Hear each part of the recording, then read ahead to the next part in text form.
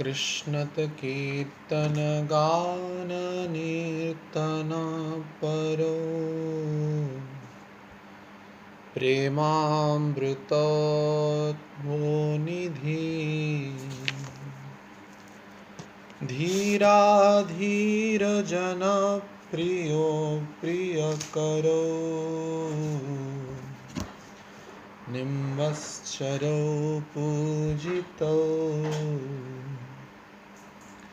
श्रीचैतन्य कृपाभरो भुवि भुवो भारावहं तारको वन्दे रूपसनातनो रघुजुगो श्रीजीवगोपालको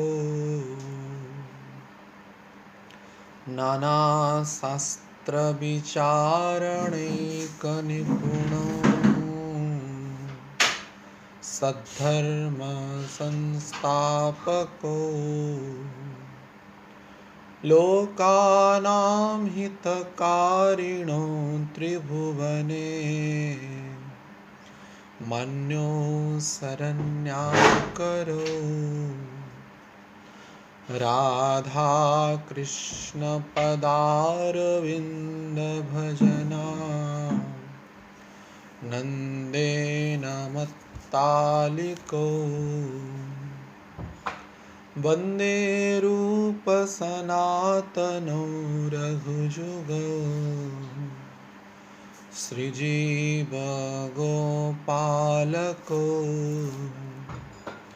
श्रीगौराङ्गगुणानुवर्णनविधौ श्रद्धासंवृद्धनितो पापोत्तापनिकृन्तनो तनुभृतां गोविन्दगानामृते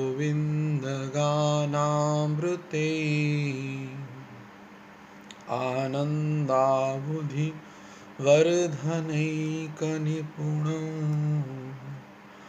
कैवल्यनिस्तारको वन्दे रूपसनातनो रघुजुगो श्रीजीवगोपालको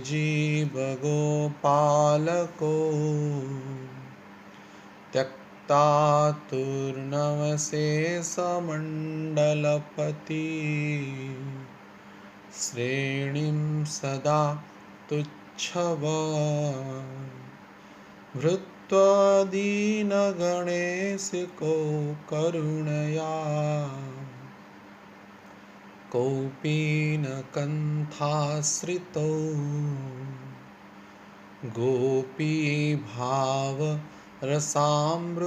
गोपीभावरसामृताब्धिलहरी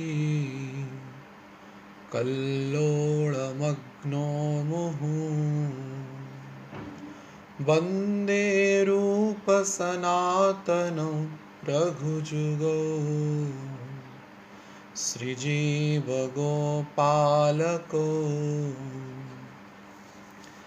कुजतकोकिलहंससारसगणकीर्णे मयूराकुले नानारत्ननिबद्धमुलबिटपा श्रीयुक्तवृन्दावने राधाकृष्णमहर्निशं प्रभजितो जीवार्थदौ मुदा वन्दे रूपसनातनो रघुजुगो श्रीजीवगोपालको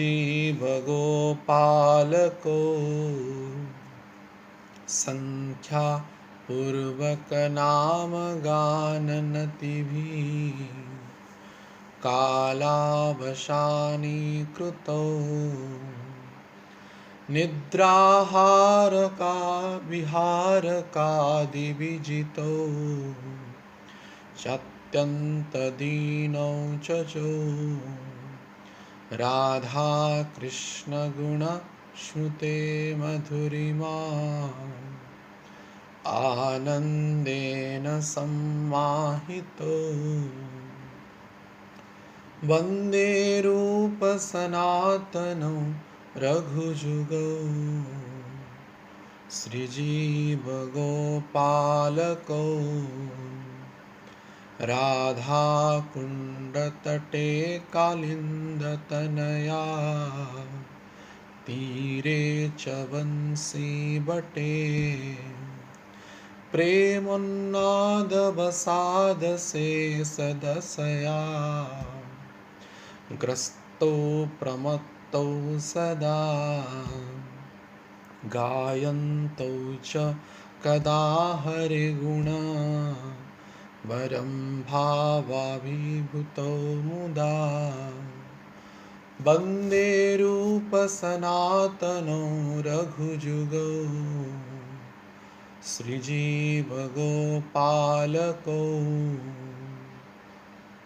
हे राधे ब्रज देविके चललिते हे नन्दसुनो कृतः श्रीगोवर्धनकल्पपादपतले कालिन्दीवने कृतः घोषान्ताभीति सर्वतो ब्रजपुरे खेदे महाविह्वलो वन्दे रूपसनातनौ रघुजुगौ श्रीजीवगोपालकौ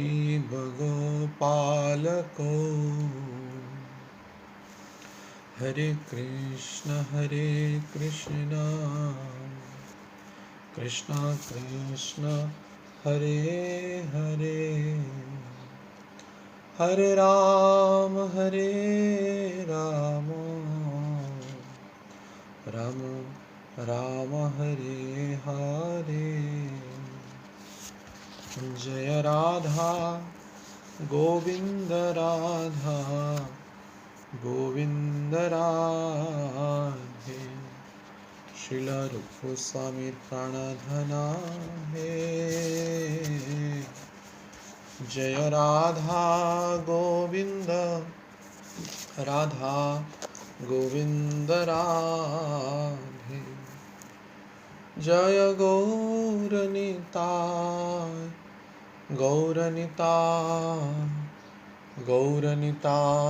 जय गौरनिताय जय जय प्रभुपाद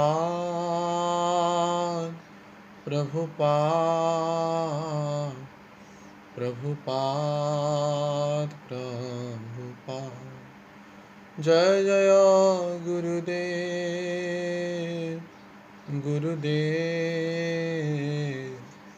गुरुदेव निताय गौर हरि बोल हरि बोल हरि बोल हरि बोल।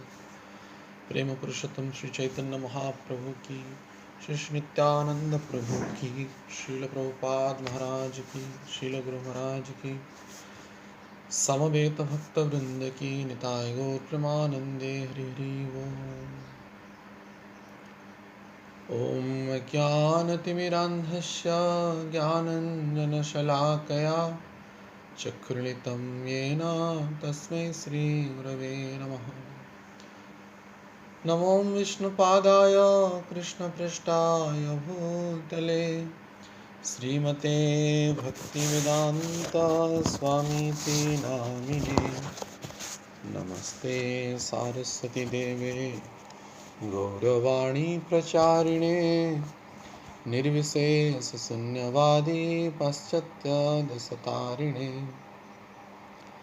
जय श्री कृष्ण चैतन्य प्रभु नित्यानंद श्री अद्वैत गदाधर शिवासादि गौरभक्तवृंद। हरे कृष्ण कृष्णा कृष्णा हरे हरे हरे राम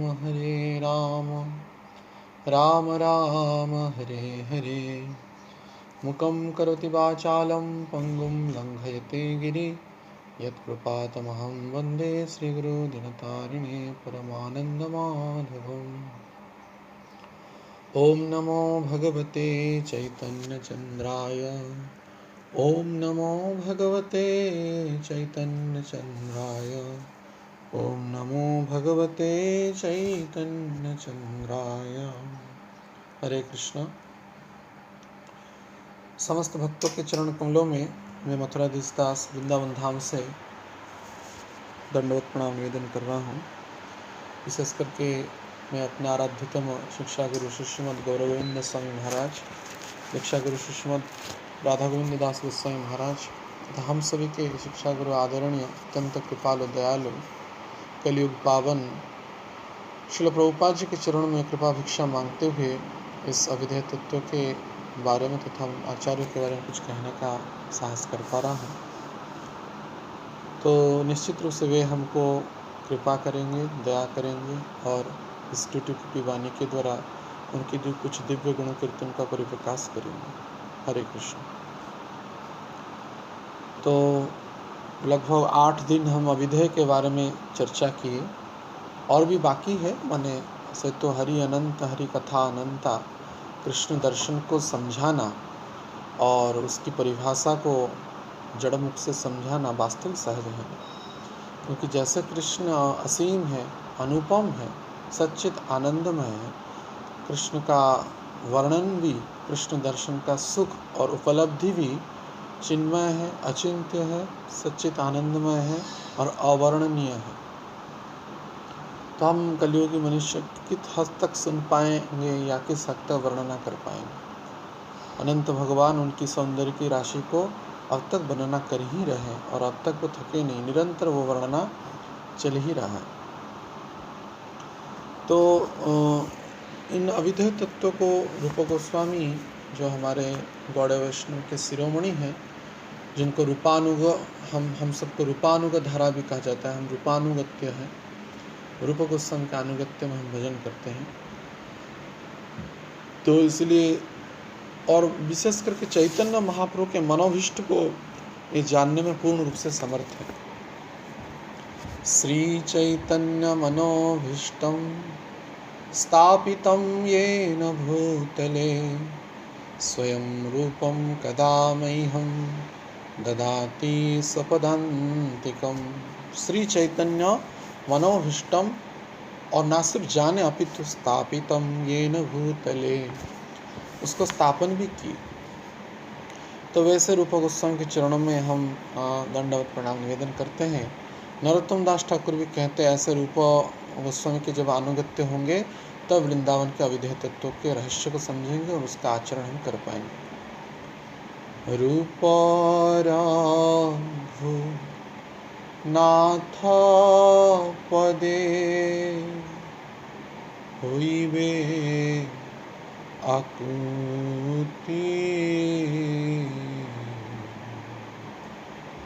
कबे आम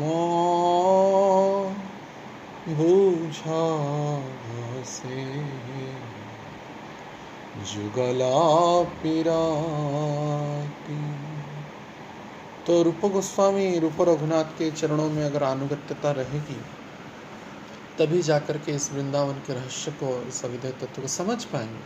समझने के बाद गुरु के मार्गदर्शन के अनुसार उसको आचरण करेंगे, निधिध्यासन करेंगे, तब जाकर के इस अविधेय तत्व में प्रवेश करेंगे। तो अविधेय तत्व का बारे में यत्किंचित हमने वर्णना किया। कृष्ण दर्शन कैसे कर सकते हैं, यत्किंचित मेरे हृदय के अंदर में जो आचार्य के द्वारा स्थापित हुआ है उस समस्त वाक्य को लगभग प्राय रहस्य को मैं बोल दिया हूँ।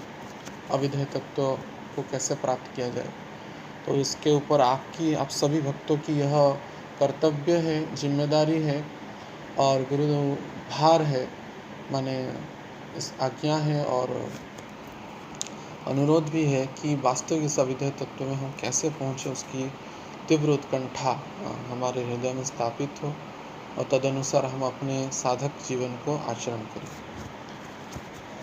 तो रूप गोस्वामी गौर गणदेश दीपिका के अनुसार कोई साधारण व्यक्ति है नहीं, ये डायरेक्ट मंजरियाँ हैं। रूप गोस्वामी रूप मंजरी है। श्री श्री राधा कृष्ण के सेवा में नित्य सहचरी सहायका श्री रूप मंजरी है। रूप गोस्वामी के अनुगत्य में समस्त लीला संपादन होता है। तो उन रूप गोस्वामी के बारे में हम सबको कुछ ना कुछ जानना चाहिए, तो यत्किंचित हम उसकी चर्चा कर रहे हैं। इसलिए जैसे कि हम सनातन गोस्वामी की चर्चा किए थे, वे उनके ही भ्राता हैं। तो द्वादश शताब्दी में कर्नाटक देश में भरद्वाज गोत्रीय जो ब्राह्मण वंश जो अत्यंत पंडित थे, यजुर्वेदी थे, महापूज्य थे, महापराक्रमी सर्ववेदी अध्यापक थे और सर्वज्ञ परम उच्च कोटि के महात्मा थे। तो उनके 3 पुत्र हुए जिनका नाम अनिरुद्ध है, और अनिरुद्ध के 2 माने एक पुत्र हुए, उनका अनेक पुत्र है, उनमें से एक पुत्र का नाम अनिरुद्ध था। और अनिरुद्ध के 2 पुत्र हुए जिनका नाम रूपेश्वर है और एक हरिहर है। और रूपेश्वर के जो संतान क्रम में रूप गोस्वामी जन्म हुए, यानी कि रूपेश्वर के पुत्र हुए पद्मनाभ, और पद्मनाभ जो थे चतुर्वेदी पंडित थे एवं जगन्नाथ जी देव के परम भक्त थे। इसलिए गंगा के किनारे तथा जगन्नाथ के समीप रहने के लिए वे द्राविड़ देश से अर्थात कर्नाटक देश से स्थानांतरित होते हुए यहाँ आ गए नौहाटी में। और उन पद्मनाभ का 5 कन्या हुए और 5 पुत्र हुए। जैसे कि 5 पुत्रों में श्री पुरुषोत्तम है, जगन्नाथ है, नारायण है, मुरारी है और मुकुंद है। और मुकुंद के पुत्र हुए कुमारदेव, और कुमारदेव के पुत्र जैसे कि जो कुमारदेव है, फिर से नौहाटी से बाकला चंद्र द्वीप जो है, जो कि अब के समय इसको यह कहा जाता है, जो कि राम के लिए ग्राम है, तो वहाँ पे वो निवास की, जो कि जसोर जिला फतेहाबाद के पास आता है। तो कुमारदेव की भी बहुत अनेक संतान प्राप्त हुए। उनमें से श्री सनातन गोस्वामी सबसे अग्रज है और रूप गोस्वामी नेक्स्ट, सनातन गोस्वामी के नीचे श्री रूप गोस्वामी है। तो उस समय जो प्राचीन जो गौड़ देश था, तो गौड़ देश की राजधानी मालदा था, जो मालदा डिस्ट्रिक्ट के मालदा के नाम से प्रसिद्ध है। और मालदा से 10 माइल दूर में राम के लिए ग्राम है, जो आज भी है, और दर्शन कर सकते हैं जाकर के। और श्रीमन महाप्रभु के चिंतन में कैसे रूप गोस्वामी सनातन गोस्वामी बचपन से ही इतनी उच्च कुल के ब्राह्मण कुल में तथा परिपूर्ण से महान पंडित थे, महान शास्त्रज्ञ थे और भगवान के भी परम भक्त थे, क्योंकि वे कोई साधारण भक्त थे नहीं, डायरेक्ट मंजरियाँ थी। तो वे जब किसी वैष्णव के मुख से सुने, हम जैसे चर्चा के थे सनातन गोस्वामी के प्रसंग में, रूप गोस्वामी और सनातन गोस्वामी महाप्रभु से मिलने के लिए अत्यंत व्याकुल हुए, अनेक चिट्ठी लिखे। लेकिन चैतन्य महाप्रभु ने यह चिट्ठी में उत्तर दिया कि जैसे एक उपपति से मिलने के लिए एक असती नारी सतीत्व का ढोंग रचाती है, अपने परिवार में समस्त कार्य करती है, तो वैसे ही एक भक्त को अपने निज पति तथा वास्तविक परम पति भगवान से मिलने के लिए तब तक घर में रहना चाहिए, जब व्यावहारिक रूप से रहना चाहिए, लेकिन अंतःकरण में जब भी अवसर मिले, जैसे वो उल्टा नारी उस उपपति से, उस जारज पुरुष से मिलने के लिए व्याकुल होती है, वैसे ही एक भक्त को भगवान तथा भगवान के भक्तों से मिलने के लिए व्याकुल होना चाहिए। तो बाद में तो चैतन्य महाप्रभु ने राम के लिए ग्राम में स्वयं आया और रूप और सनातन का दर्शन दिया। उससे पहले क्योंकि वे परम पंडित थे, रूप गोस्वामी और सनातन गोस्वामी परम शास्त्रज्ञ थे, इसीलिए उस समय के तत्कालीन जो नवाब थे हुसैन शाह, उन्होंने उनको नौकरी में रख दिया। इनका नाम पड़ा दबीर खास, रूप गोस्वामी को टाइटल दिया, और उनका साकर मलिक सनातन गोस्वामी का। तो ये दबीर खास के नाम से बंग नवाब के राज दरबार में उच्च कोटि के पदवी पर प्रतिष्ठित हो गए। लेकिन क्योंकि वृंदावन, जैसा सनातन गोस्वामी के चरित्र में बताया था कि भगवान स्वयं आकर के भागवतम दिए थे बाल्यकाल में, तो उसी भागवतम की लीला को आस्वादन करने के कारण सनातन गोस्वामी हर एक, क्योंकि अग्रस्त थे, हमेशा रूप गोस्वामी की शिक्षा दे ही थे, और वे तो साधारण कोई थे नहीं, मंजरियाँ थी। तो भागवतम के 10वें स्कंद के अनुसार जो वृंदावन की अद्भुत सौंदर्य है, उस सौंदर्य को प्राप्त करने के लिए, उसके दर्शन करने के लिए लालायित हो गए। इसलिए वे राम के लिए ग्राम में जो उनका जो निवास स्थली था, वहाँ पे एक गुप्त वृंदावन को स्थापन किया। तमाल वृक्ष और तमाल वृक्ष, अनेक प्रकार के लताएं, कुंज, वन, उपवन आदि तथा राधा कुंड, श्याम कुंड आदि सब स्थापन किया। आज भी रामकेली में राधा कुंड, श्याम कुंड है, जहाँ पे सनातन गोस्वामी को कारागार किया गया था, वो बंदी गृह भी आज भी है। तो राधा कुंड, श्याम कुंड के निकट अष्ट सखियों का कुंड और श्याम कुंड के निकट अष्ट सखाओं का कुंज आदि, और कुंडों के चतुर्पार्श्व में अनेक प्रकार के घेराव के बगीचे किए, और इस प्रकार का अद्भुत वृंदावन का स्वरूप वो प्रकट किए मालदा जिला में रामकेली ग्राम में। तो इस प्रकार का वे उसी बीच में उसी स्थान पर जप करते थे, भागवत श्रवण करते थे, निरंतर भगवान की लीलाओं का आस्वादन करते रहते थे। तो इस प्रकार का जो बड़ा दिव्य उनकी साधारणतः और स्वतः सिद्ध वो कृष्ण प्रेम, भगवान के प्रति, वृंदावन के प्रति अनुराग, वो किशोर अवस्था से ही परिप्रकाश हुआ था। तो अत्यंत पंडित तथा मेधावी होने के कारण कालांतर में जब महाप्रभु से वो उनका मिलन हुआ और चैतन्य देव से, तो वो समस्त बंधनों को छोड़ करके भगवत अनुरागी तो थे ही, बाल्यकाल से नित्य सिद्ध भक्त थे, लेकिन फिर भी मानो जागृत हुआ इस जीवन में महाप्रभु के माध्यम से। तो वे महाप्रभु की आज्ञा प्राप्त करके समय के अनुसार रूप गोस्वामी, सनातन गोस्वामी के बारे में तो चरित्र हम वर्णना किए थे, तो रूप गोस्वामी अपने भ्राता अनुपम के सहित वृंदावन की ओर निकल गए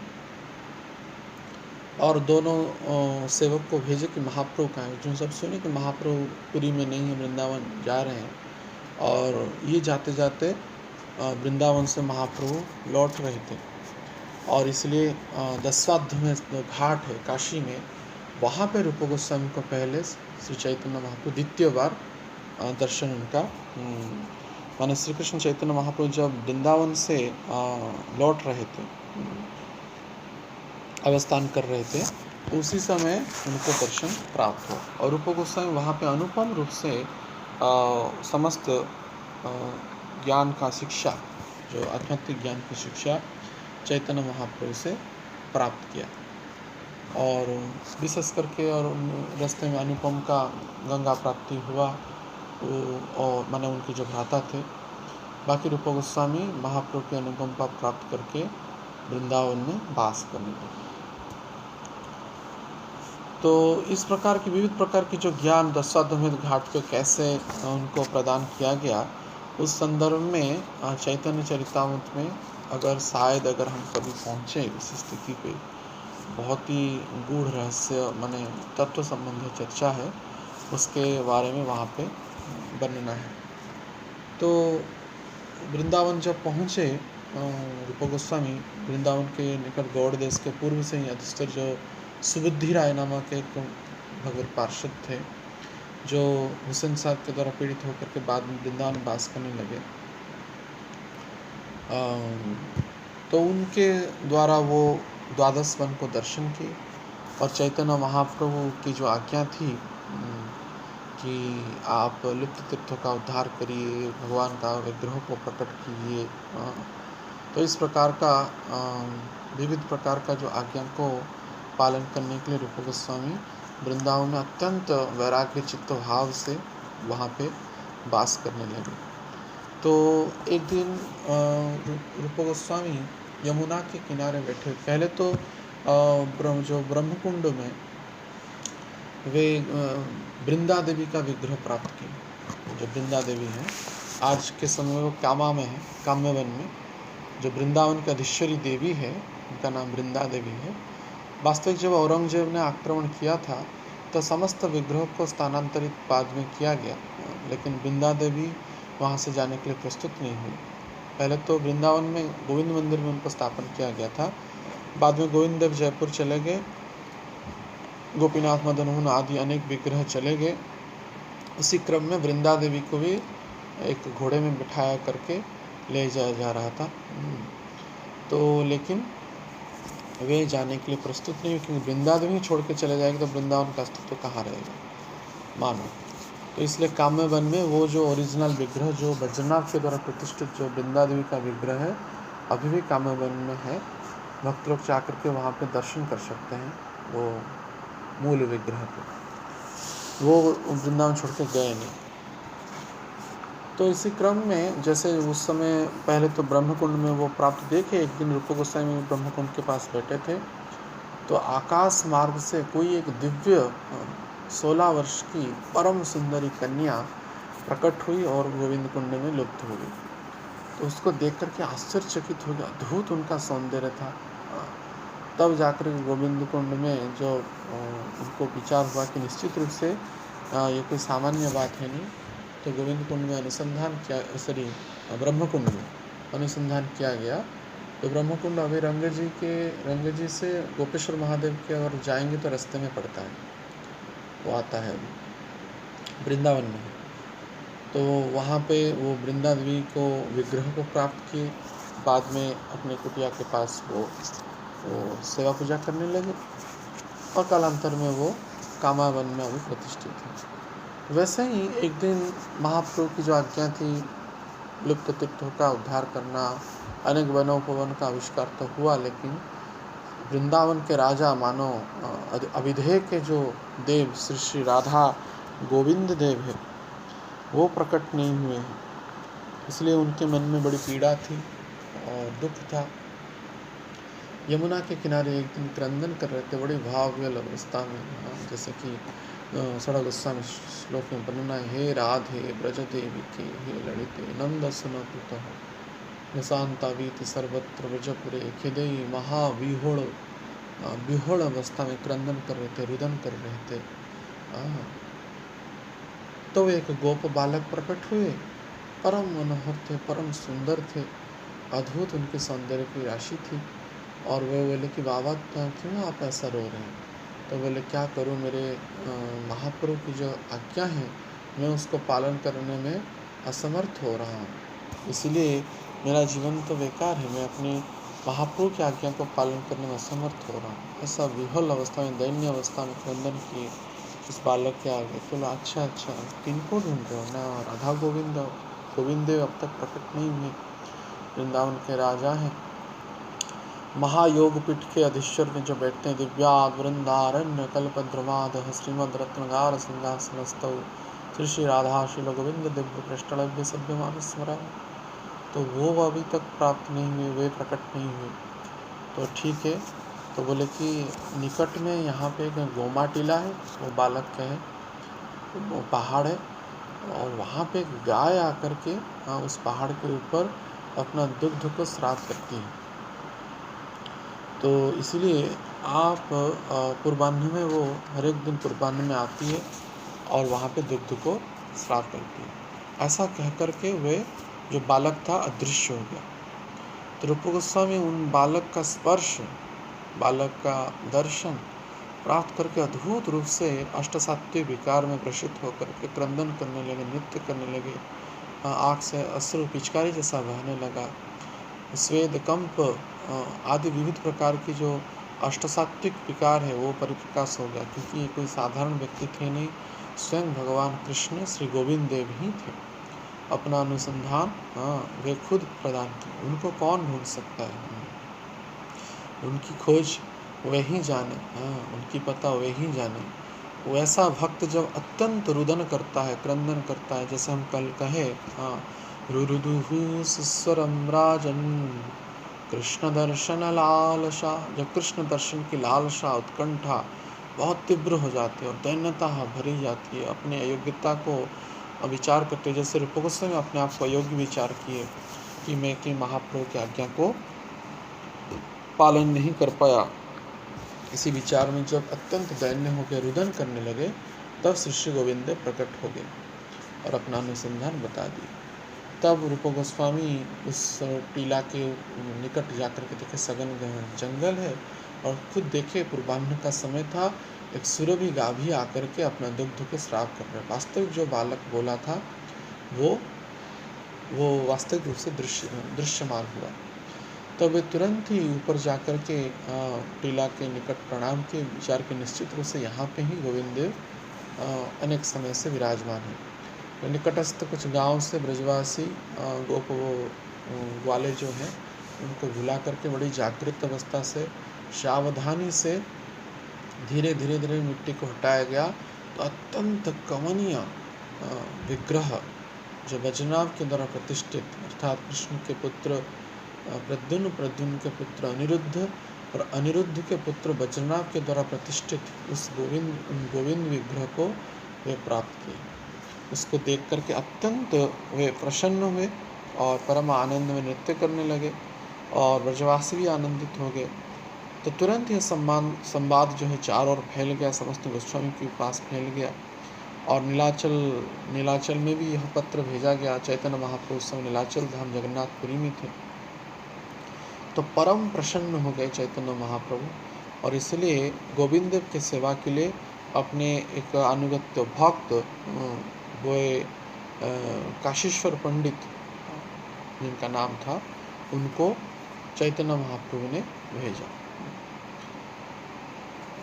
तो उस प्रकार न सिर्फ काशीश्वर पंडित को भेजे, अपितु वर्णना है जैसे कि भक्ति रत्नाकर ग्रंथ में वर्णना है साधन दीपिका श्लोक से, कि एक बृहत भानु नामक एक दाक्षिणात्य ब्राह्मण थे, और वे परम वैष्णव थे, और उत्कल देश अर्थात वो उड़ीसा प्रांत के राधानगर नामक एक ग्राम में वो वास करते थे। तो वृंदावन से स्वयं राधा रानी ही विग्रह के रूप में प्रकट होकर के उन दाक्षिणात्य ब्राह्मण के भक्ति में परम प्रसन्न होकर के विग्रह के रूप में वे विराजमान उनके घर में थे। तो बृहद्भानु के मृत्यु के बाद, उन ब्राह्मण बृहद्भानु के मृत्यु के बाद, उत्कल के जो राजा उस समय जो तत्कालीन राजा प्रताप रुद्र थे, तो वे मुख से कई लोगों के मुख से सुने थे कि राधा रानी का विग्रह और स्वयं बृहद्भानु नामक ब्राह्मण सेवा कर रहा है। और तो उसको स्वप्न में भी राजा देखे प्रताप रुद्रदेव। तो मृत्यु के बाद तो उनका मृत्यु भी हो गया था। राधा रानी भी मानो गोविंद के पास जाना ही चाहती थी, ऐसी लीला की। तो वो जब राजा को स्वप्न किए, तब चैतन्य महाप्रभु के अनुगत्य में राजा ने उन विग्रह को ला करके, पहले तो चैतन्य महाप्रभु को पूछा नहीं, पहले वो विचार के इनको कहाँ पे स्थापित करो, तो जगन्नाथ जी के चक्रवेढ़ा में वो स्थापन कर दिया। लेकिन क्योंकि जगन्नाथ जी जो जगन्नाथ मंदिर में व्यावहारिक रूप से पंडाओं के द्वारा चतुर्भुज स्वरूप, विष्णु स्वरूप या द्वारकाधीश स्वरूप में पूजित होते हैं। नीलाचले शंख चक्र गदा पद्मधर नदिया नगरे दंड कमंडलो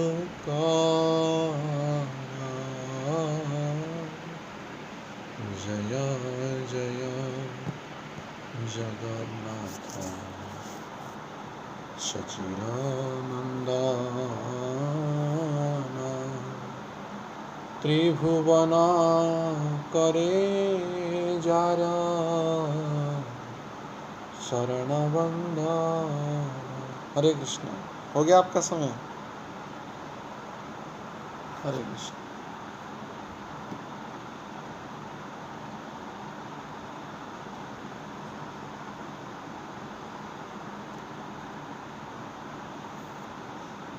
हरे कृष्ण कृष्ण कृष्ण हरे हरे हरे राम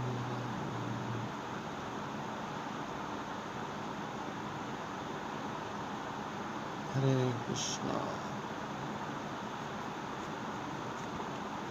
हरे कृष्णा। ठीक है, पुनः शुरू कर। हरे कृष्ण।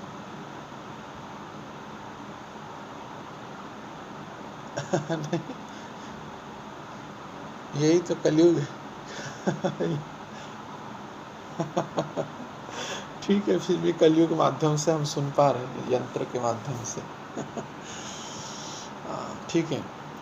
तो जगन्नाथ जी नीलाचल धाम है, शंख चक्र गदा पद्मधर। इसलिए पंडे जो लोग थे, तो जगन्नाथ जी बड़ा विचित्र कंसेप्ट वहाँ पे भी कुछ कुछ प्रतीत होता है, जहाँ पे जगन्नाथ जी एक्चुअल राधा विरह विदुरा विग्रह है। कदाचित कालिंदी तट विपिन संगीत करवो मुदाभिनारी वदन कमला स्वाद मधुपः रमा शंभुसुरपति गणेशाचित पद जगन्नाथ स्वामी नयन पथगामी भव तुम्हें। तो कदाचित कालिंदी तट विपिन संगीत करवो। देखिए, शंकराचार्य ने इसको रचना किया, लेकिन फिर भी कदाचित कालिंदी अर्थात यमुना का कालिंदी तट विपिन संगीत करवो मुदाभिरी, या वे कृष्ण जिन नारी वदनों के प्रति आकर्षित थे, या वे कृष्ण उन नारी अर्थात श्रीमती राधा रानी आदि गोपियों के चिंतन में खुद नारी जैसा बन गए। इसलिए जगन्नाथ जी को नारी का वास्तविक श्रृंगार किया जाता है। बड़ा रहस्य है, जगन्नाथ जी को पुरुष श्रृंगार नहीं होता है। ये यद्यपि हमारे इस्कॉन में हम जगन्नाथ जी को पुरुष के जैसा सजाते हैं, पगड़ी करते हैं, लेकिन जगन्नाथपुरी में केवल विशेष विशेष श्रृंगार में, बेस में जगन्नाथ जी को पुरुष श्रृंगार किया जाता है, दशावतार आदि। लेकिन नॉर्मल जो रेगुलर जो ड्रेसिंग है, उनका नारी का श्रृंगार है। तो क्योंकि नारी वदन, वदन उनका नारी है, राधा में राधा विरह विदुरा विग्रह, तो वे जगन्नाथ जी को इसलिए साड़ी पहना जाता है, ढाकी धोती पहना जाता है। जगन्नाथ जी को साड़ी पहना जाता है, साड़ी पहना जाता है। और जैसे नारियाँ मस्तक में ओढ़नी देते हैं, जगन्नाथ जी को भी मस्तक में ओढ़नी दिया जाता है और जूड़ा किया जाता है। फूल जैसे नारियाँ गजरा लगाते हैं, तो उनको जगन्नाथ जी को भी मस्तक पे फूल का गजरा मानो चूड़ा करके दिया जाता है। और माताएं जैसे नौथ लगाते हैं, पुरुष कोई नौथ लगाता है क्या? जगन्नाथ जी को देखेंगे लंबा नौथ लगाया जाता है। मथामणियाँ अर्थात मस्तक का हार लगाया जाता है, जगन्नाथ जी को फूल का मस्तक का हार लगाया जाता है। तो आदि आदि प्रकार की तो इस प्रकार की विचित्र कोई उनकी सेवाएं हैं। जितनी बार भोग लगता है उतनी बार श्रृंगार किया जाता है। और रात्रि में परम सुंदर भगवान गीत गोविंद का जो पाठ वस्त्र है, सिल्क वस्त्र है, उसके से नित्य पुष्पों का श्रृंगार होते हुए भगवान शयन करते हैं। गीत गोविंद सुनते हुए उनकी शयन आरती होती है।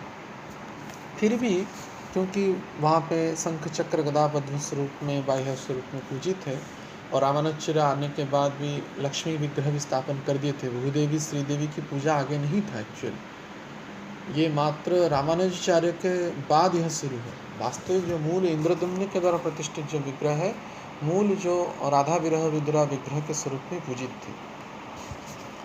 लेकिन रामानुजाचार्य जब आए तब उस समय जो राजा उनके द्वारा प्रभावित हुए, और बाद में लक्ष्मी मंदिर प्रतिष्ठा किया गया। जगन्नाथ जी के निकट भूदेवी और श्रीदेवी को स्थापन किया गया। आप विचार करिए, उनकी जगन्नाथ जी के जो चलंती विग्रह मदन मोहन है, मदन मोहन के पास कोई लक्ष्मी रहती है क्या?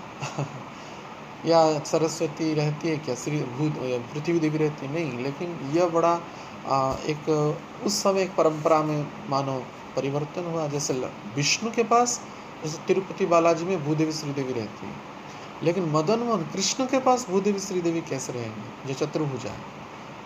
वास्तविक कृष्ण के पास राधा रानी रहती है। लेकिन जो भी हो, अब परंपरा तो बन गया, तो अब भी चालू है, वो भूदेवी श्रीदेवी ही रहते हैं मदन मोहन के पास। तो उस समय भी जो राधा रानी का विग्रह बृहद्भानु ब्राह्मण से प्राप्त हुआ, तो पूर्व प्रताप रुद्र देव ने उसको मंदिर के चक्रवड़ा में स्थापन कर दिया। जगन्नाथ जी के निकट लक्ष्मी के रूप में उनको पूजा करने लगे।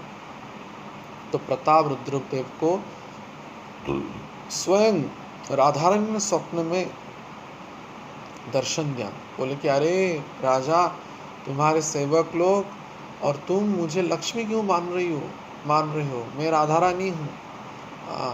लक्ष्मी सहस्र शतसेव्यमानम, जिन राधा रानी के निकट में करोड़ों लक्ष्मियाँ सेवा करती रहती हैं, तो मुझे लक्ष्मी रूप में मत सेवा कर। इदम लक्ष्मी इदम नमः नहीं करने से राधा रानी को कष्ट लगेगा ना। यह तो कृष्ण की प्रेयसी है, मदन मोहन मोहिनी है। तो तब जब महाप्रभु के अनुगत्य में वो जब इस प्रकार का स्वप्न प्राप्त हुआ, तो महाप्रभु के साथ वो विचार विमर्श किए। महाप्रभु बोले वास्तविक यह तो राधा रानी का विग्रह है, इसलिए आप और भगवत आयोजन से अभी हमारे शिष्य रूप गोस्वामी ने वृंदावन में श्री गोविंद देव को प्रकट किया है, तो आप इन राधा रानी के विग्रह को गोविंद के पास भेज दीजिए। तो उस समय जो काशीश्वर पंडित थे और कुछ सेवक के सहित प्रताप रुद्रदेव ने उन राधा रानी के विग्रह को गोविंद देव के पास भेज दिया। उस समय गोविंद देव वृंदावन में थे, तब तो मंदिर नहीं बना था।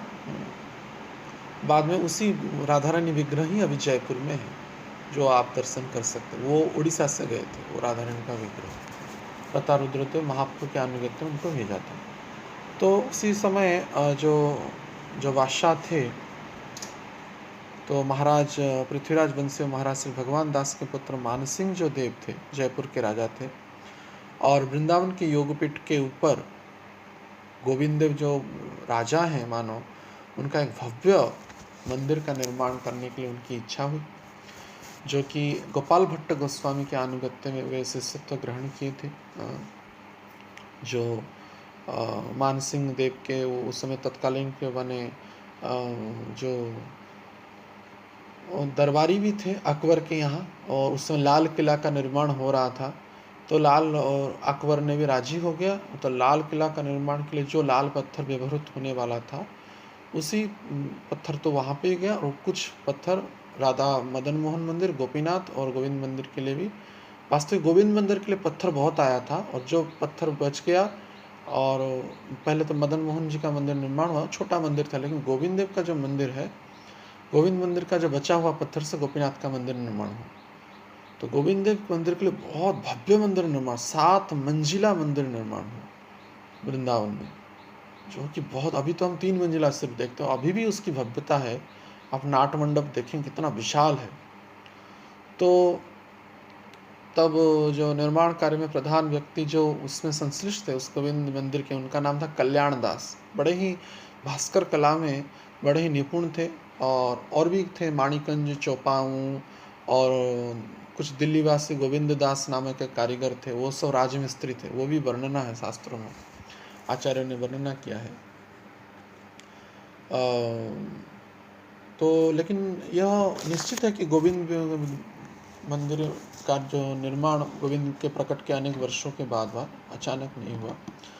राजा मानसिंह के द्वारा यह, जो कि रूप गोस्वामी की सभा में श्रीमद् भागवतम के अद्वितीय वक्ता जो रघुनाथ भट्ट गोस्वामी की वे शिष्य थे मानसिंह, तो इसलिए गोपाल भट्ट गोस्वामी की आज्ञा से ही, वास्तव रूप गोस्वामी का अनुगत्य ने गोपाल भट्ट गोस्वामी की आज्ञा से ही वो मंदिर का निर्माण हुआ था, जयपुरी लाल पत्थर से।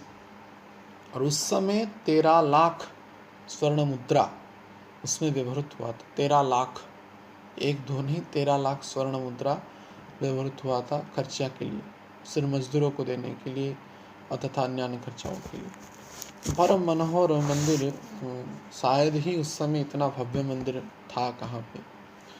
लेकिन दुर्भाग्य की बात है, बाद में औरंगजेब ने उसका भंग कर दिया, तोड़ दिया। 4 मंजिला, अभी 3 मंजिला है।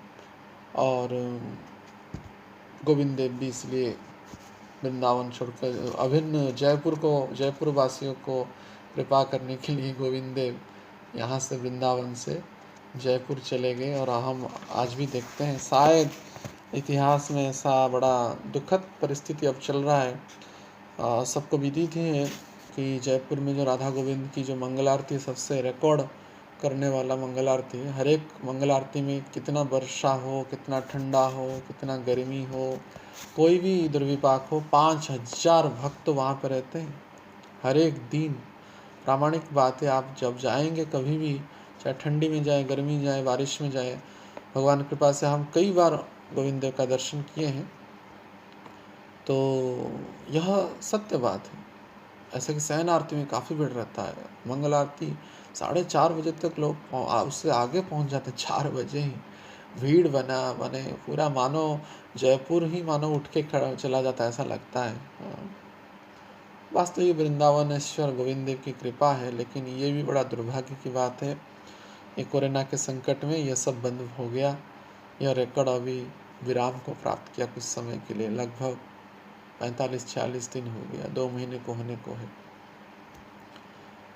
लेकिन यह गोविंद की लीला है, जो भी हो यही समझना चाहिए। हम भक्तों की पाप का कारण इस प्रकार का कार्य हुआ। तो उन गोविंद के विग्रह को श्री रूप गोस्वामी प्रकट किए और अनेक भक्ति संबंधी जो ग्रंथ है रूप गोस्वामी ने उसको रचना किया। अनेक नाटिकाएं जैसे ललित माधव, विदग्ध माधव, भक्ति रसामृत सिंधु और हमारे गौड़ीय तत्व के बहुत महानतम ग्रंथ जो उज्जवल निर्मणि है, उसको भी उन्होंने वर्णना किया। बाकी उनकी कई लीलाएं भी है। कैसे सनातन गोस्वामी की लीला के चर्चा में हमने कहा था, कैसे रूप गोस्वामी सनातन गोस्वामी को खीर खिलाने के लिए इच्छा किए थे, राधा रानी स्वयं खीर की सामग्री को कैसे लेकर के आए। ये चर्चा हम सनातन गोस्वामी के चरित्र में किए थे, क्योंकि रूप सनातन गोस्वामी का चरित्र मिला चरित्र है। और अनेक ग्रंथ की रचना उन्होंने किया। कैसे वह ग्रंथों में जैसे रचना किए थे, राधा रानी के जो केस काले सर्प के जैसा है, नागिन के जैसा। सनातन गोस्वामी को थोड़ा संदेह हुआ, बाद में कैसे वो देखे गोविंद कुंड के निकट गोपियाँ या छोटी छोटी बालिकाएं खेल रहे थे, तो उनको लगा कि शायद उनके पीठ में कोई सांप चढ़ा हुआ है, तो दौड़ते हुए गए बालिकाओं के पास सचेतन करने के लिए, तो तुरंत अदृश्य हो गए। और बाद में पता चला कि वे स्वयं राधा रानी थे। तब पता चला कि वास्तविक दूर से वेणी जो है गोपियों का, राधा रानी का वेणी है, जो सर्पों के जैसा प्रतीत होता है, जो कि चाटु पुष्पांजलि में रूप गोस्वामी ने वर्णना किया। यह समस्त ग्रंथ हमारे गौड़ीय संप्रदाय के मानो मुकुटमणि के समतुल्य है। समय के अनुसार भक्तों को इसका भी अध्ययन करना चाहिए। श्रील प्रभुपाद जी इसको बोले हैं, उनकी भी बहुत इच्छा थी इस समस्त ग्रंथों की रचना करना। जैसे इसी प्रकार का कई प्रकार का ग्रंथ श्री रूप गोस्वामी ने रचना किया। और तो वृंदावन माने रूप गोस्वामी की जो अत्यंत उत्कट विरह को साधारण व्यक्ति कोई समझ नहीं सकता। तो एक दिन वृंदावन में श्री रूप गोस्वामी वैष्णव के सभा में विरह की कथा कह रहे थे। परम क्रंदन और समस्त श्रोता थे, जितने भी श्रोता थे, रूप गोस्वामी की यह विरह रूपी चर्चा को श्रवण करने के कारण रुदन कर रहे थे, विलक रहे थे, रो रहे थे। लेकिन रूप गोस्वामी गंभीर रूप में बैठे हुए थे, गंभीर रूप में बैठे हुए थे। और समस्त गोस्वामी का भाव, वहाँ पे अन्य गोस्वामी लोग भी बैठे हुए थे।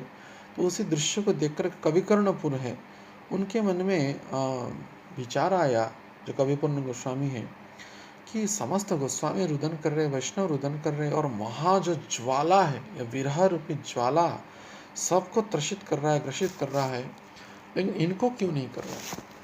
तो उनके मन में थोड़ा संशय आया। तो दैववशतः एक वृक्ष का, जिस वृक्ष के नीचे बैठे हुए थे, उसकी पत्ता उनकी नासिका के निकट आ गया रूप गोस्वामी के, तो वहाँ पे भी वो भस्म हो गया। अर्थात विरह रूपी अनल है, विरह रूपी अग्नि है, उनकी नासिका से जो श्वास प्रश्वास में, वो हृदय से ही अंतःकरण से रुदन कर रहे थे। तो उस भाव को साधारण दृष्टि से नहीं देख सकता है कोई व्यक्ति। तो जो वक्ता जब विरह रूपी उत्कट रूपी जो रहस्य है उसको परिप्रकाश करता है, कभी कभार क्योंकि वो वर्णना करना में असमर्थ हो गया, इसलिए अपने आप को गंभीर रूप से स्थापन करता है। लेकिन इसका अर्थ यह नहीं कि वो विरह को, जो खुद उनके कथामृत के द्वारा सबको विरह रूपी सुख प्रदान कर रहा है, अर्थात वो कितना विरह में दग्धीभूत हो रहा होगा, इसका अनुमान लगाया जा सकता है। तब कवि कन्नपुर गोस्वामी जब देखे तो उनको पता चला वास्तविक रूप गोस्वामी की कितनी उत्कट प्रकार की वैराग्य है और विरह रूपी वो रस में निमज्जित थे। तो इस प्रकार का अनेक दिव्य चरित्रों का अवगाहन करते हुए श्रील रूप गोस्वामी वृंदावन में निवास किए। हम सभी वृंदावन के जितने भी आचार्यों के वो शिरोमणि थे और इसलिए ही उनको हमारी धारा को रूपानुग धारा भी कहा गया है। अनेक ग्रंथ जैसे रचना किए, सब आप सुने ही नहीं होंगे, कुछ ग्रंथों को हम आपके सामने बोल लेते हैं। हंसदूत नामक ग्रंथ लिखे, उद्धव संदेश लिखे हैं, कृष्ण जन्मतिथि विधि लिखे हैं, गणोदय दीपिका का रचना उन्होंने किया, बृहत लघु स्तवमाला रचना किया, विदग्ध माधव, ललित माधव, दान के लिए कौमुदी, भक्ति रसामृत सिंधु, उज्जवल नीलमणि, प्रजुक्ता ख्यात चंद्रिका, मथुरा महिमा, पद्यावली, नाटक चंद्रिका, लघु भागवतामृत और एकादश श्लोक्य विरुदावली और अनेक ऐसे अष्टादश छंद युक्त एक ग्रंथ स्तवावली, विरुदावली, प्रेमरुद्ध सागरादि, अनेक ग्रंथ, दान के लिए कौमुदी और चाटु पुष्पांजलि, ऐसे अनगिनत ग्रंथों की रचना किया। ऐसा कि बताया जाता है कई ग्रंथों की रचना रूप गोस्वामी ने किया था भाव में, अपने गोपी भाव में या मंजरी भाव में। तो जीव गोस्वामी ने बाद में विचार किया यह ग्रंथ को शायद साधारण कलियुगी पुरुष समझ नहीं सकता है, तो इसलिए कई ग्रंथों को, गोस्वामियों का कई ग्रंथों को जीव गोस्वामी ने समाधि दे दिया। उसको ग्रंथ समाधि कहा जाता है।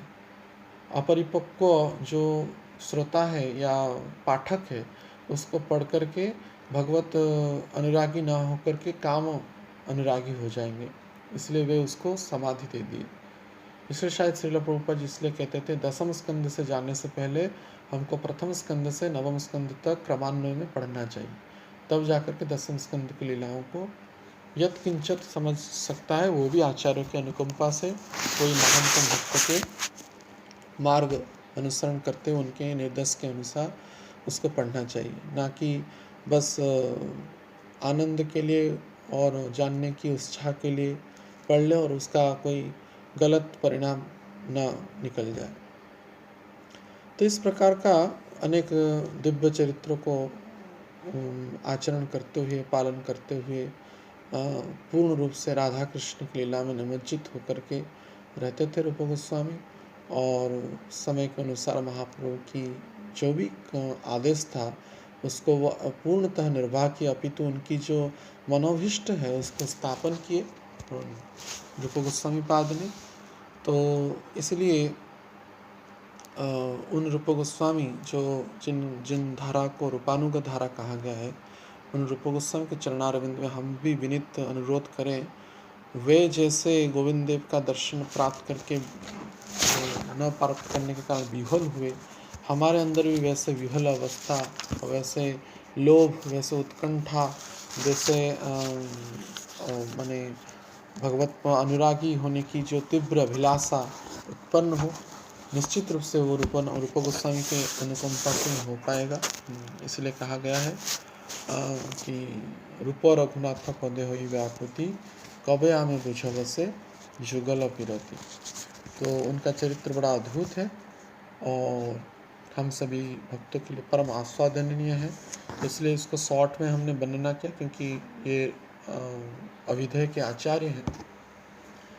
तो आज की चर्चा को हम यहाँ पे विराम देंगे, 5-3 हो गया है।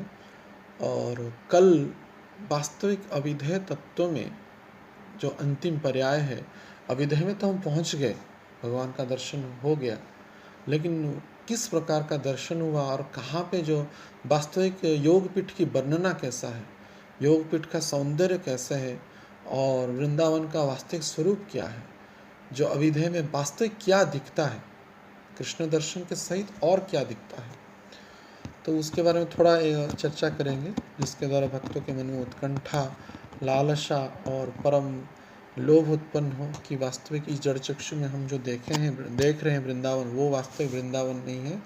वृंदावन दिव्य है, शाश्वत है और चिन्मय है। ठीक है, आज हम यहाँ पे विराम देंगे। तो किसी का अगर कोई प्रश्न हो तो पूछ सकते हैं। हरे कृष्ण।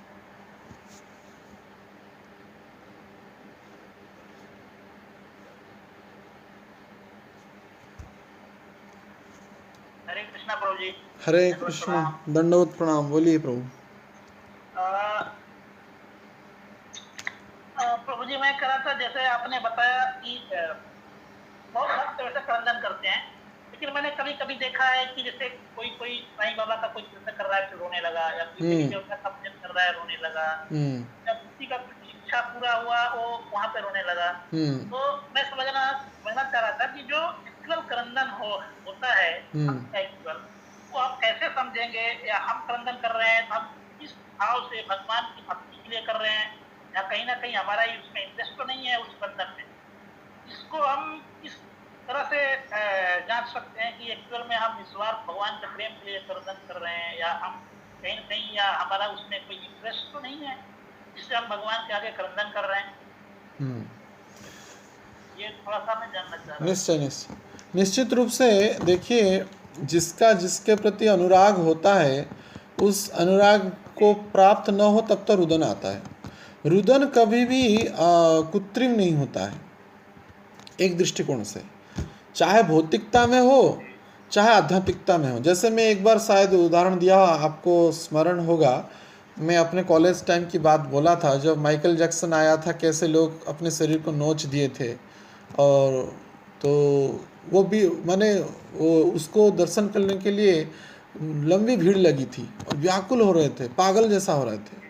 तो भौतिकता में यह देखा गया है, जैसे कि अनेक भागवतम में भी चरित्र बताया गया है, जजाति महाराज हो या जो पुरु है उनके बारे में वर्णना है, वो उर्वशी के लिए कैसे वो नग्न होकर के दौड़े थे। तो भौतिकता में भी एक परम आनंद है जो भौतिक क्षेत्र में वो लोग भौतिक लोग अनुभव करते हैं, और उसको न प्राप्त हो तो व्याकुल होते हैं। इसलिए तो हम देखते हैं ना, भौतिक जगत में नायक और नायिका पिता माता को छोड़ करके भाग जाते हैं, या सुसाइड कर लेते हैं, विवाह में कोई बाधा हो, रुदन करते हैं, आत्महत्या करते हैं। ये क्यों होता है? क्योंकि ये उनकी उन्मादता है, अपरिपक्व ज्ञान के कारण ऐसा होता है। अगर वैसे ही कोई तथाकथित जो भगवान है या अन्य कोई परंपरा में जुड़ा हुआ है, उनके लिए भी रोता है, उनके लिए अनुराग हो तो, जैसे कि माँ बच्चा के शरीर अस्वस्थ में रोता है, ये स्वाभाविक प्रेम है पुत्र के प्रति, इसलिए रो रहा है। लेकिन भक्तों का जो प्रेम है निश्चित रूप से भगवान के प्रति ही होना चाहिए, और इसलिए भक्ति को निष्काम भक्ति करने के लिए बोला गया है। तो उस समय में हमको, क्योंकि क्रंदन एक व्यक्तिगत व्यापार है, ना कि दिखावटी है, लेकिन आचार्यगण उसको अनकंट्रोल जब हो जाता है स्थिति, तब सभा में भी रुदन कर लेते हैं। या ऐसा है भी है नहीं कि हर एक भक्त कोई रुदन कर रहा है तो उसका रुदन कोई कृत्रिम रुदन है, विशेष करके भक्तों में। लेकिन फिर भी इसी भाव को सहजिया नहीं होना चाहिए। कुछ जैसे माताएं थोड़ी थोड़ी बात में रो लेते हैं, भौतिक जगत में देखा जाता है। इसका अर्थ नहीं कि वो परम सिद्धा भक्ता है। तो वास्तविक उस भक्त के आचरण से भी पता चलता है कि वह कैसा भक्त है, और उसका रुदन का वास्तविक स्तर क्या है, किस लिए रो रहा है। लेकिन यह सत्य है कि भौतिक जगत में लोग अपना विचार करके अपने ममत्व के कारण रोते हैं ज़्यादा। भगवान के सामने रोते हैं क्योंकि अपनी भौतिक समस्या में दुखी होकर के ज़्यादा रोते हैं। लेकिन कृष्ण के दर्शन के लिए, कृष्ण के अहेतु की भक्ति को प्राप्त करने के लिए रोना चाहिए, जो कि चैतन्य महाप्रभु स्वयं कह रहे हैं। अहेतु की भक्ति के लिए रुदन करना चाहिए। ठीक है, ठीक। हरे कृष्ण, हरे कृष्ण। और किसका प्रश्न है? हाँ, हरे कृष्ण। तो जी जैसे कुछ भक्त जब दर्शन के लिए जाते हैं करौली, जयपुर, जैसे तो हमारे संबंध विदय प्रयोजन के जो विग्रह हैं, इस तरीके से उन लोगों ने, अच्छा प्रामाणिक है कि नहीं मुझे उतना आइडिया नहीं है, लेकिन पहले करौली जाते हैं दिन जयपुर। हम्म तो उसमें प्रभु जी ये मेरा प्रश्न है कि संबंध अभिनय प्रयोजन हम्म के से दर्शन करना चाहिए भगवान का, या फिर चरण दर्शन, फिर वक्ष दर्शन, या फिर मुखारबिंदु? देखिए वास्तविक तत्व दृष्टि से गोविंद, गोपीनाथ और मदन मोहन में कोई अंतर है नहीं।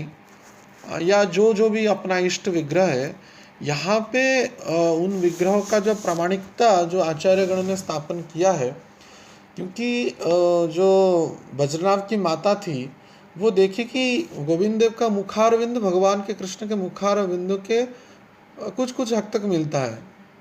भाव में उसको कहा गया है कि 100% नहीं मिलता, ऐसा नहीं कहा गया है।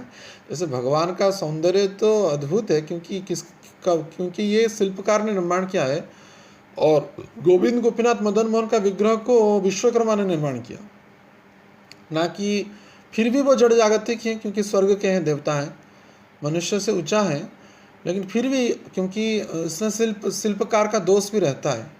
लेकिन विग्रह जब आचार्य के द्वारा प्रतिष्ठापित होता है तो वो चिन्मय हो जाता है। जैसे कि राधा रमण का विग्रह छोटा है, इतना छोटा, इसका अर्थ है कि राधा रमण जो वास्तविक राधा रमण है, कृष्ण है, वो क्या 1 फीट के हैं? नहीं। या गोविंद देव का विग्रह हार्डली 4.5 फीट का होगा या 4 फीट होंगे। इसका अर्थ क्या भगवान कृष्ण 4 फीट? नहीं। शास्त्र में कहा गया है भगवान की जो उच्चता है 6 फुट 3 इंच की है। किशोर अवस्था में, किशोर अवस्था की उच्चता जो है 6 फुट 3 इंच है। एक विग्रह ऐसा है, बस स्वयंभू विग्रह, जैसे केवल साक्षी गोपाल विग्रह ही ऐसा है, क्योंकि वो स्वयं भगवान से विग्रह प्रकट हुआ है, ना कि कोई शिल्पकार उसको निर्माण किया है। जगन्नाथ जी का भी हाइट 6 फुट 3 इंच है। जो भी हो, लेकिन विग्रह चिन्मय है, क्योंकि वो गोस्वामी के द्वारा, आचार्य के द्वारा प्रतिष्ठापित होता है। इसलिए ऐसा कोई प्रामाणिक बात है नहीं कि आगे मदन मोहन का दर्शन करे, गोपीनाथ का करे या गोविंद का करे। सभी दर्शनों का महात्म्य है, अपने इष्ट आराध्य की जो भी है। ऐसे कि हम वेणु माधव का भी दर्शन करेंगे तो गोविंद, गोपीनाथ, मदन मोहन का भी पुण्य प्राप्त कर सकते हैं, ऐसा अनुराग हो तो। जैसे इसलिए श्रील प्रभुपाद जी ने सभी जगह पे विग्रहों की स्थापना किया। ऐसा नहीं कि बस कहे कि जयपुर ही जाओ, लेकिन मूल विग्रह में निश्चित रूप से एक विशेषता होती है, क्योंकि कई वर्षों से उनको पूजा किया जा रहा है, सेवा किया जा रहा है। लगभग 5534 साल लगभग हो गए। सर्वोत्तम पुरातन विग्रह है वो सब। तो निश्चित रूप से भक्ति की मान्यता तो एक प्रामाणिकता रहती है, लेकिन भक्त के भाव के ऊपर निर्भर करता है। तो चाहे गोविंद का मुखारविंदु हो, गोपीनाथ का वक्षदेश हो, या मदन मोहन का चरण हो। वैसे तो शास्त्र में कहा गया चरणों से ही जाकर के मुक्त की ओर जाना चाहिए, इसलिए भक्त लोग मदन मोहन, उसके बाद गोपीनाथ की वक्षदेश, इसलिए वक्षदेश, उसके बाद गोविंद का मुखारविंद करते हुए अंतिम पड़ाव करते हैं। तो हर एक भक्त का भाव के ऊपर यह निर्भर करता है। ऐसा लेकिन आचार्यगण ने ऐसा कोई प्रामाणिक उक्ति नहीं प्रदान किया कि ऐसा ही दर्शन करना है। हाँ, लेकिन इतना कहा कि गोविंद, गोपीनाथ, मदन मोहन गौड़िया के प्राण हैं, जो कि 16, 17, 18 नंबर श्लोक में आएगा, कविराज गोस्वामी कहेंगे, और अंतिम में भी कहेंगे, अंतलीला के अंतिम में भी बोलेंगे। शुरू में गोविंद, गोपीनाथ, मदन के बारे में बोले, अर्थात गोविंद, गोपीनाथ, मदन मोहन का उद्देश्य से संबंध अभिधेय प्रयोजन के बारे में बोल रहे हैं, वैसे ही अंतिम में बोलेंगे। तो यह है, इसलिए भावग्राही जनार्दन, भाव के अनुसार भगवान भक्तों को अनुकंपा करते हैं। ठीक है, हरे कृष्ण। और किसका है प्रश्न?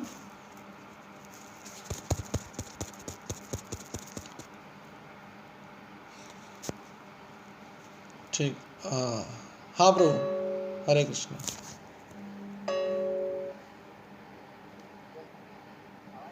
हाँ बोलिए। एक प्रश्न था मेरे मन में कि जो हमारा हर चीज हमारा मतलब लगा जाता है कि लमसम, जो गुरु महाराज की कथा सुनता हूँ तो बोलते हैं कि भौतिक प्रयास या भौतिक उन्नति ये सारा कुछ अपने कर्मों के हिसाब से मिल जाता है। तो स्पिरिचुअल जो हमारे उच्च कोटि के भक्त होते हैं या वैष्णव आचार्य होते हैं, ये भी त्रिकालदर्शी होते हैं, तो वो देख पाते हैं कि ये भक्त इस स्तर पे है। तो क्या हमारा जो स्पिरिचुअल प्रगति जो है या फिर हमारा जो मतलब प्रोग्रेस का जो लेवल्स हैं, वो भी क्या हम मतलब भगवान तो त्रिकालदर्शी तो जानते होंगे कि तो हम कितना प्रगति कर पाएंगे, हमारा उच्च कि क्या लेवल है, हम कब तक भगवान के पास वापस आ पाएंगे, ये सारा कुछ फिक्स होता है या फिर इसमें मतलब चेंजेस के संभावना हमेशा रहती है, या इसमें इसका नहीं, देखिए, कर्मों का जो फल है वो भविष्य निर्धारित है। मानो आपने धान का खेती किया है तो चावल तो निकलेगा ही, इसमें कोई संदेह नहीं, लेकिन फिर भी इसमें भगवत कृपा की आवश्यकता है। मानो बारिश ठीक से हो, कोई आपकी फसल को काट न दे, हाँ, या पशु पक्षी चारा उसी वृक्ष को खा न ले, तो इस प्रकार की संभावना रहता है। लेकिन अंतिम फिर भी आपने जो बोया है वही काटेंगे। वैसे आपने जिस प्रकार का कर्म किया है अतीत में, उसका निवारण के लिए भक्ति के द्वारा उसका निवारण कर सकते हैं, या वर्तमान का जो कर्म है उस पर आपका भविष्य आधारित है। लेकिन जो साधु होते हैं तथा भगवान भी होते हैं, वो प्रेमी होते हैं, प्रेमिक होते हैं, इसलिए वो हमेशा ही आशा करते हैं कि ये मेरा भक्त है, ये भक्ति की धारणा में है, भावना में है, कृष्ण भावनामृत है, तो वो उसका अंतिम पड़ाव को प्राप्त करेगा, अर्थात प्रयोजन तक पहुँचेगा। इसलिए वे भविष्य यद्यपि त्रिकालदर्शी होते हैं, लेकिन वो कभी भी उसी जो भक्ति मार्ग में है, ऐसा बिल्कुल भी नहीं देखते हैं कि वो भक्ति का परम जो उच्च स्थिति को नहीं पहुंच पाएगा, वो प्राप्त नहीं करेगा। इसलिए हम देखें, गोविंद महाराज जी जब दीक्षा देते थे तो बोलते थे, get Krishna in this very life, इस जीवन में ही भगवान को पाने का चेष्टा करो। अर्थात वो इच्छा कर रहे हैं कि वो इस भक्त भगवान को पाए, अर्थात प्रयोजन को पाए। वैसे ही आचार्यगण और राधा रानी कृष्ण भी चाहते हैं कि हम भगवान के पास पहुंच जाए। हाँ, लेकिन कर्मों का जो फल है वो तो प्राप्त होता ही है।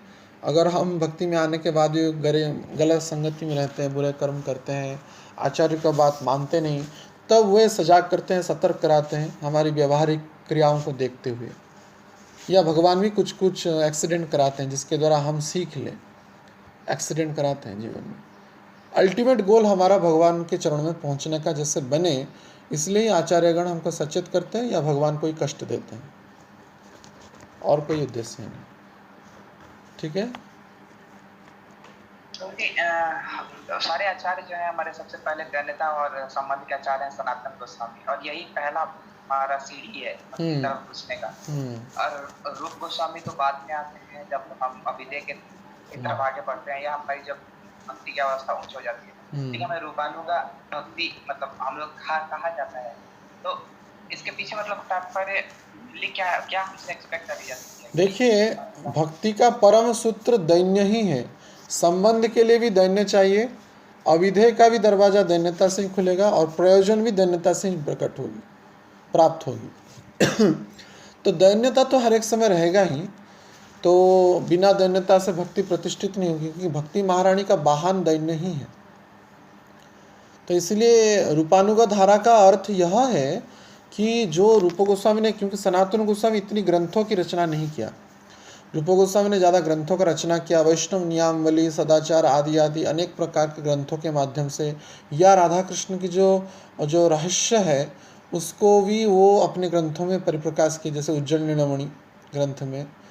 हाँ, तो इसीलिए, और वृंदावनी वो सनातन गोस्वामी यद्यपि अग्रज हैं, वे भी वृंदावन आगे आए, मैंने एक्टिवली जो प्रचार या महाप्रभु के कार्य को करना रूप गोस्वामी ने पहला किया। यद्यपि उसके पहले भूगर्भ गोस्वामी और लोकनाथ गोस्वामी आ गए थे, लेकिन रूप गोस्वामी ने इस कार्य को, महाप्रभु की मनोभिष्ट को परिपूर्ण किया। इसलिए हमारी धारा को रूपानुग धारा कहा जाता है। इसका अर्थ है नहीं कि हम सनातन धारा है नहीं, या रघुनाथ दास गोस्वामी के धारा में है नहीं, पूरा गोस्वामी के धारा में ही है, लेकिन उनके मूलभूत जो जैसे लीडर्स होते हैं ना, तो उनमें रूप गोस्वामी है, इसलिए इस धारा को रूपानुग धारा कहा गया है।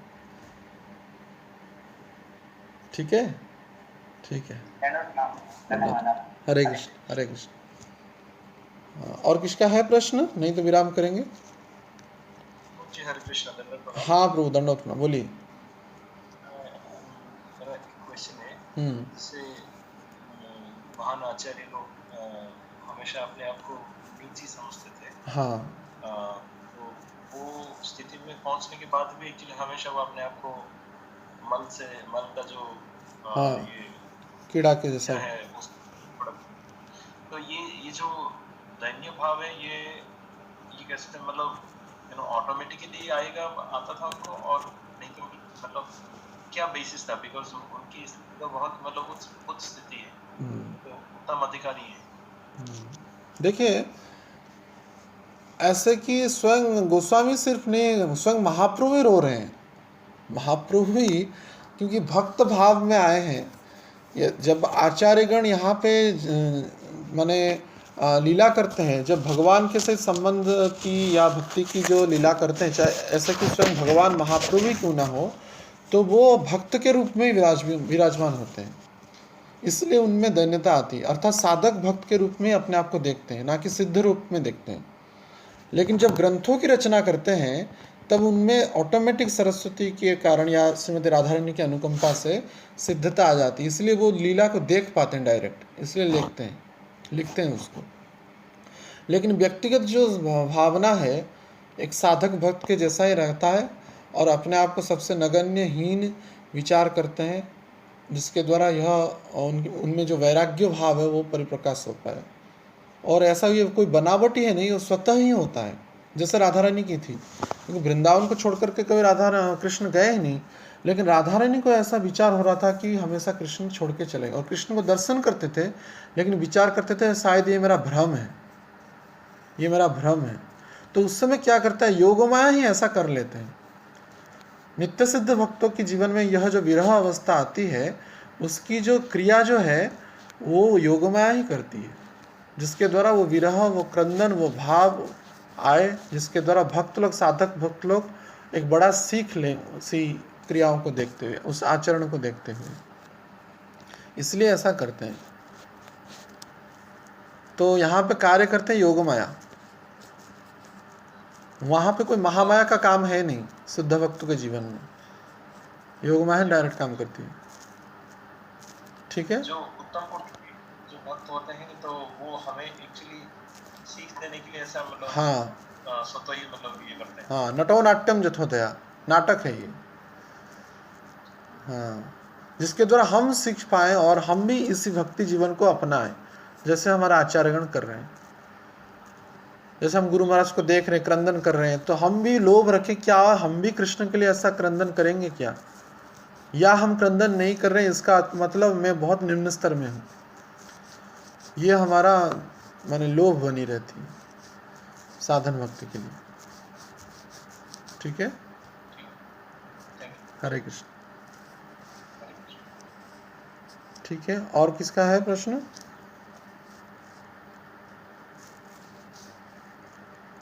हरे कृष्णा। तो ठीक है, हम यहाँ पे आज विराम करते हैं, समय भी 5:21 हो गया है। तो पुनः कल हम मिलेंगे। कल अविधेय का वास्तविक क्या दर्शन है उसके बारे में थोड़ा चर्चा करेंगे, अर्थात गोलोक वृंदावन का जो स्वरूप, जो वृंदावन में प्रकट हुआ है, वास्तविक कैसा है उसके बारे में थोड़ा अवगत होंगे। हरे कृष्ण। ठीक है, सभी भक्तों से अनुरोध है, मुझे की प्रसन्नता के लिए महामंत्र करिए। हरे कृष्ण कृष्ण कृष्ण हरे हरे, हरे राम हरे राम हरे हरे राम। श्रील प्रभुपाद की जय, की श्रील प्रभुपाद की जय, श्रील गुरु महाराज की जय, समवेत भक्त वृंद की, निताय गौर प्रेमानंदे। हरि हरि वो, हरि वो। हरे कृष्ण। हरे कृष्णा। हरे कृष्ण धन्यवाद। और एक शॉर्ट परमिशन है, मैंने भी जस्ट सबको मैसेज